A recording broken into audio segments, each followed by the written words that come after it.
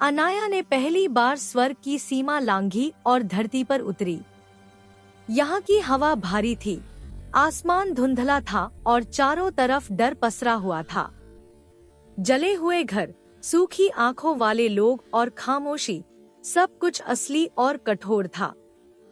रात होते ही जंगल से भारी कदमों की आवाज आई।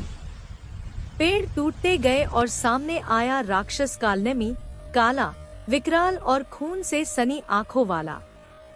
उसकी हंसी में मौत थी। उसने अप्सरा को देखकर कहा कि यह धरती अब उसकी है और कोई भी उसे रोक नहीं सकता।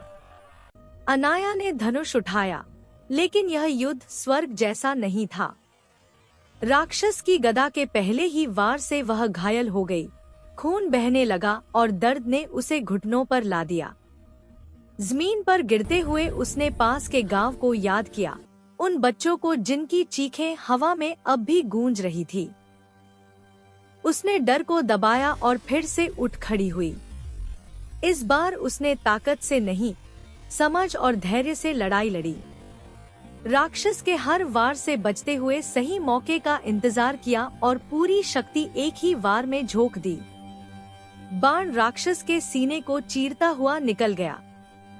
कालनेमी की चीख के साथ धरती कांपी और उसका शरीर धीरे धीरे राख में बदल गया। जंगल शांत हो गया, आसमान साफ होने लगा। गांव के लोग बाहर आए और पहली बार चैन की सांस ली। अनाया बिना कुछ कहे आकाश की ओर देखती रही।